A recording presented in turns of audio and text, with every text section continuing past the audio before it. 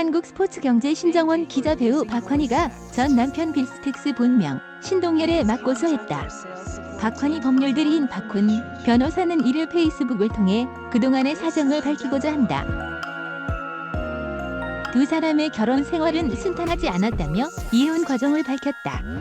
박 변호사의 글에 따르면 박환희와 빌스텍스는 2009년 8월 동거를 시작해 2011년 7월 30일 정식으로 결혼했고 이후 2012년 1월 13일 아들을 출산했다. 이어 시댁으로 들어간 박환희는 시아버지에게 오빠가 무서워서 같이 못 살겠다.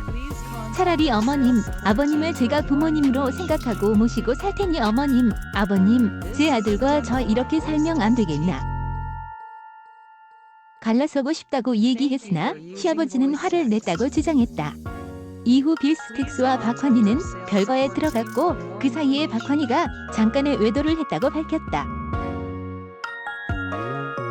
박 변호사는 별거 기간 중 박환희가 고열로 쓰러져 있는 병원에 들른 빌스텍스는 비번이 걸리지 않은 박환희의 휴대폰을 보게 됐고 외도 사실을 알게 됐다며 그 외도 상대방을 병실로 불러 각서를 쓰게 하고 합의를 한 다음 이를 빌미 삼아 자신이 요구하는 대로 2012년 12월 24일 이혼 조건을 성립시켰다. 이후 2013년 4월 16일 서울가장법원으로부터 이혼 확인서를 받고 정식 이혼하게 됐다고 설명했다. 합의 조건은 아들에 대한 친권자 및 양육권은 신동열이 갖고 박환희는 위자료와 재산 분할을 상계하여 한 푼도 받지 못한 상태로 양육비는 매달 90만 원을 내고 아들에 대한 면접 교섭은 매월 둘째 주, 넷째 토요일 10시부터 일요일 18시까지 1박 2일로 정했다고도 덧붙였다. 그러나 면접 교섭은 처음부터 파행이었고 그것도 1년이 채 지나지 않아 시부모 측이 다시는 아이를 보러 오지 말라고 했다고. 양육비에 대해서는 박 변호사는 2012년 12월부터 2013년 7월까지는 저금한 돈으로 양육비 지급을 잘 이행했다. 소득 대폭 감소해 2013년에는 연간 수입이 86만 원, 2014년 연간 수입이 42만 원, 2015년은 마이너스 4,800만 원, 2016년에 연간 수입이 1,162만 원에 달했다고 설명했다. 또한 드라마 태양의 후예 2016 이후 조금씩 인지도가 올라 수입이 점차 생기자 양육비를 다시 보내기 시작했고 2018년에는 또 다시 수입이 적어져 몇 차례 보내지 못했다고 했다. 박 변호사는 빌스텍스가 박환희의 사정을 충분히 알고 있음에도 불구하고 악의적인 허위 사실을 유포했다며 허위 사실 적시 명예훼손으로 고소한다고 밝혔다. 또 이번 기회에 아들에 대한 양육권자 지정 변경 신청도 고려하면서 면접 교섭권이 더 이상 침해당할 수 없음을 명백하게 하고자 할 것을 전했다. 다음은 이와 관련 박환희 법률 대리인 박훈 변호사의 공식 입장 전문이다. 1. 저는 탤런트 박환희 씨의 30세 이하 존칭 생략 법률 대리인 박훈 변호사입니다. 이렇게 좋지 못한 일로 뵙게 되어 안타까울 따름입니다. 2.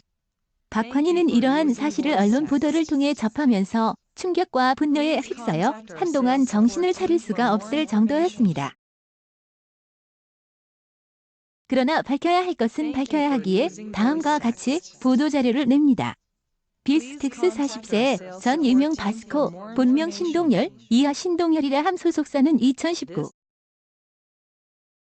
6.16 입장문을 발표하면서 박환희가 양육비를 이행하지 않았고 현재 5천만 원 가량의 양육비가 지급되지 않았는데 고소건 이후 양육비를 지급했다. 또한 5년이 넘도록 아들을 만나려 하지 않았다. 빌스텍스의 권유로 아들을 만나기 시작했고 정작 엄마로서 역할과 협의 사항을 이행하지 않았지만 이를 문제 삼지 않았다. 그러나 박환희가 자신의 SNS를 통해 빌스텍스와 관련하여 사실과 다른 내용을 지속적으로 유포하면서 비난을 일삼았고 가족에게까지 그 피해가 막심한 지경에 이르러 고소했다고 하였습니다. 아들을 지극히 사랑하는 엄마임에도 불구하고 마치 아들을 내팽개쳐버린 사람인 양 매도하고 2019 4.10경 인스타그램 라이브 방송을 통해 처음으로 그간의 가정 문제를 약간 언급한 것을 허위 사실을 지속적으로 유포한 것이라고 하면서 적반하장 19소를 한 것에 대한 심한 충격을 받았던 것입니다. 이에 분노를 억누르고 차분한 심정으로 박환희 측은 이번 기회를 통해 작심하고 그동안의 사정을 밝히고자 합니다. 아래의 내용에 대해서는 충분한 입증 자료가 있고 이 입장문으로 인해 서로 간의 고소전이 더 격화되는 것을 능히 예상하면서도 법률 대리인은 사실에 입각하여 쓰는 것입니다. 3. 박환희와 신동열이 처음 동거를 시작한 것은 박환희가 대학 1학년 때인 2009.8부터였습니다. 만남의 시작은 신동열의 적극적인 구애였습니다. 박환희 나이 불과 만 19세였고 신동열은 29세였을 때입니다. 나이 차이가 10살이나 나는 관계로 박환희는 신동열의 말이면 무조건 따르는 식이었고 신동열이 분노가 일어날 때는 숨죽이며 사는 생활의 연속이었습니다. 2011.7.30 정식으로 결혼하여 2012.1.13 아들을 출산하였습니다. 4. 그러나 혼인 생활은 순탄하지 않았습니다. 신동열이 박환희에게 많은 폭행과 폭언을 하였고 이에 대한 사과와 용서가 몇 차례 있었습니다. 나아가 정식 혼인 이후부터 신동열은 일체의 성관계를 거부하였습니다. 그러다가 2012.10 경반포동 빌라로 이사를 한 후 이삿짐 정리 관계로 아들을 시부모에게 데려다 놓고 정리가 끝난 후 아들을 찾으러 가는 길에 다시 싸우게 되었습니다. 시부모님 댁 아파트 놀이터에서 큰 소리가 나자 시아버님이 나오게 되었습니다. 시댁 집으로 들어간 박환희는 시아버지에게 오빠가 너무 무서워서 같이 못 살겠다. 노력했지만 점점 더 심해지지 않느냐. 이러다가 정말 제가 살인을 당하게 되면 제가 죽는 건 하나도 안 무섭지만 제가 죽었다는 사실을 알게 되는 날까지 아이는 누가 밥을 주겠냐. 그리하여 2012.12부터 2013.7까지는 저금한 돈으로 양육비 지급을 잘 이행하였습니다. 그러나 이혼 이후 활동에 대한 의욕을 잃고 여러 가지 생각을 하면서 진로를 모색하다 보니 수입이 없게 되었습니다.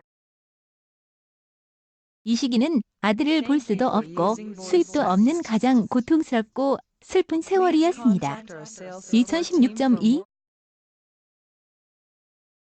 드라마 태양의 후예 방영 이후 조금씩 인지도가 올라가 수입이 점차 생기자 2017.5부터는 다시 양육비를 보내기 시작하였습니다. 아이마저 죽을까봐 겁이 난다.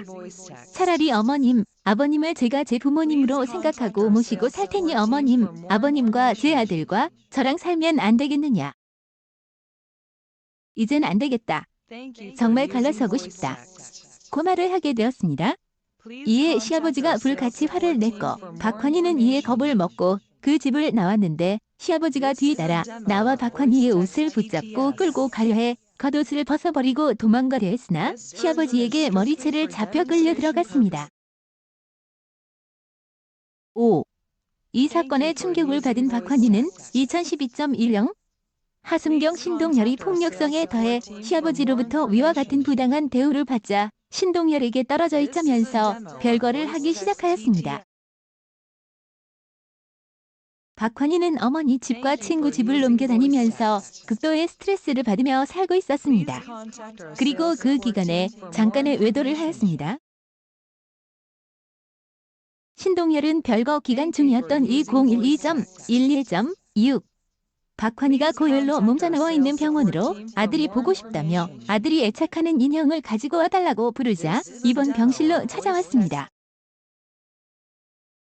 그리고 박환희가 고열로 인해 거의 혼수 상태로 자고 있는 사이 신동열이 비번이 걸리지 않는 박환희 휴대폰을 열어보고 외도 사실을 알고는 외도 상대방을 그날 병실로 불렀습니다. 박환희가 잠에서 깨어나서 보니 그들이 병실에 모두 있었습니다. 그리고 신동열은 상대방 당사자에게 각서를 쓰게 하고 합의를 한 다음 이를 빌미 삼아 자신이 요구하는 대로 2012 12.24 이혼 조건을 성립시켰습니다. 6. 이후 2013.1.7 서울가정법원에 협의 이혼 의사 확인 신청서를 제출하였고 같은 회사 16. 서울가정법원으로부터 확인서를 받고 정식 이혼을 하게 되었던 것입니다. 합의 조건은 아들에 대한 친권자 및 양육권은 신동열이 갖고 박환희는 위자료와 재산 분할을 상계하여 한 푼도 받지 못한 상태로 양육비는 매달 90만 원을 내고 아들에 대한 면접 교섭은 매월 둘째 주, 넷째 토요일 10시부터 일요일 18시까지 1박 2일로 정하였습니다. 7.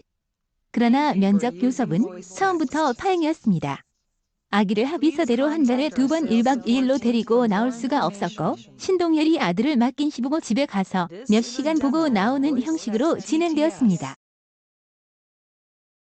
그리고 2014.1 경 다시 한번 시부모님 측에 울면서 제발 아기를 보게 해달라고 하였으나 신동열이 재혼을 할 것인데 엄마를 2명 만들 것이냐? 너도 재혼해라. 너가 너 아들을 잊어버리는 것이 너 아들을 위하는 것이다. 라면서 완강히 거부하였습니다. 신동열은 이때 전화번호를 바꾸고 박환희에게 알려주지 않아 연락을 할 수도 없어서 아들을 볼 수가 없게 되었던 것입니다. 8. 이런 어처구니도 없고 애타는 시간이 속절없이 흘러갔습니다. 그러다가 신동열은 2017 9.6 느닷없이 박환희에게 카톡으로 연락와 아들을 보라고 하였습니다. 자신의 여자친구가 그렇게 하는 것이 좋다고 하였다고 하면서 말입니다. 이 여자친구는 현재 신동열의 부인이 되어 있고 박환희가 아들 면접 교섭 문제로 연락을 할 때마다 카톡 대화에 바로 끼어들었습니다. 그리고 2018.9 경에는 박환희가 아들 사진을 올린 것에 대해 거짓말쟁이 극혐이라고 한 바 있습니다. 그러나 박환희의 아들에 대한 법적 면접 교섭권을 부당하게 박탈하여 엄마로서 역할을 전혀 하지 못하도록 한 쪽은 신동열 측이었습니다. 9. 이것이 신동열이 주장하는 박환희가 5년이 넘도록 아들을 만나려 하지 않다가 최근에서야 저희의 권유로 아들을 만나기 시작하였다는 사건의 전말입니다.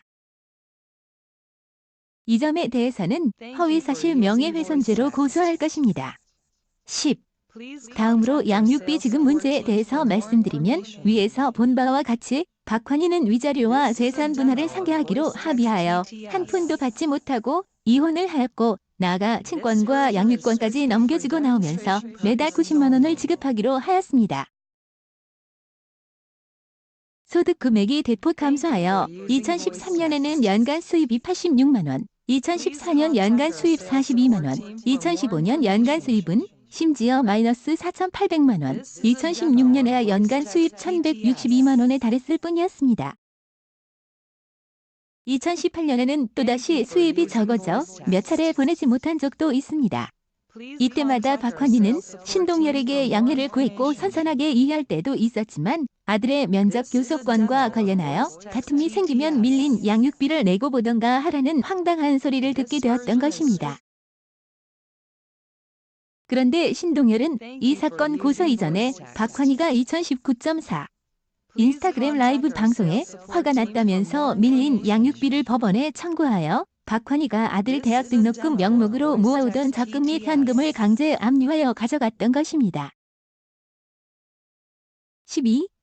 이것이 신동열이 주장하는 매달 90만 원씩 양육비를 보내기로 했으나 이를 이행하지 않았고 현재 5천만 원가량의 양육비가 지급되지 않은 상태였으나 고소건 이후 양육비를 지급했다라는 사건의 전말입니다.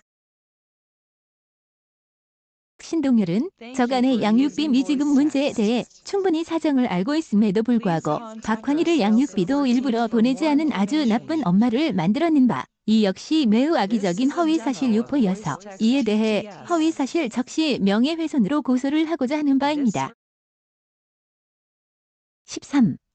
나아가 신동열은 특정 언론과 인터뷰에서 박환희가 빌스텍스와 아내 사이를 이간질하려고 했다면서 빌스텍스에겐 사랑한다, 기다렸다 레스큐 유 등의 문자를 보내고 아내에겐 그를 유혹했다고 주장하였습니다. 그러나 이혼 이후 박환희는 아들의 장례를 위해 오랫동안 재결합을 기다리기는 했으나 신동열로부터 아무런 접촉이 없었고 현재 신동열의 처는 박환희와 신동열 간 연락 내용을 모두 알고 있고 수시로 카톡 대화에 끼어들 정도였는데 저런 식의 이간질을 했다는 것은 도무지 상상할 수가 없는 허위 사실이라 할 것입니다. 역시 그 시시비비를 수사기관과 법정에서 가리고자 하는 바입니다. 14. 이상에서 보듯 박환희가 이혼 합의를 불리하게 했던 것은 신동열이 박환희가 별거 기간 동안 잠깐 2주일간 정도 외도를 한 것을 약점 잡아 그렇게 했던 것이며 박환희는 그 당시 나이 불과 만 22세로 세상살이를 그렇게 많이 한 나이는 아니었습니다. 그러나 이제 신동열의 고소로 인해 이런 사실을 더 이상 숨기면서 신동열의 악행에 대해 숨죽이며 더 이상 숨어있을 수는 없다고 판단하였습니다. 저간의 시시비비를 수사기관과 법정에서 다 가리고 처벌받을 사람은 처벌받고자 합니다. 박환희는 이번 기회에 아들에 대한 양육권자 지정 변경 신청도 고려하면서 면접 교섭권이 더 이상 침해당할 수 없음을 명백하게 하고자 할 것입니다. 15. 박환희 측은 이후 신동열을 허위사실 적시 명예훼손으로 고소하면서 신동열이 고소한 것에 대해서도 성실하게 조사를 받겠습니다. 이 과정은 사법기관의 일, 처리 특성상 상당한 시일이 걸릴 것입니다. 그러한 결과가 나오기 전까지는 박환희 측은 이 사건에 대해 신동열 측이 다시 도발을 하지 않는 한은 더 이상 입장을 내지 않을 것입니다. 오늘 이렇게 장문의 입장문을 내는 것은 신동열 측의 고소 입장문에 대한 반박인 것에 불과하며 더 이상 언론에 사생활이 노출되지 않았으면 하는 바람에서 그런 것입니다. 따라서 이 입장문으로 모든 것을 대신하며 별도의 인터뷰는 하지 않을 것입니다. 이 점 양해 바라며 수사기관과 법정에서 결론이 나올 때까지 이 나라 언론은 선정적인 보도를 자제해 주실 것을 간곡히 부탁드리는 바입니다.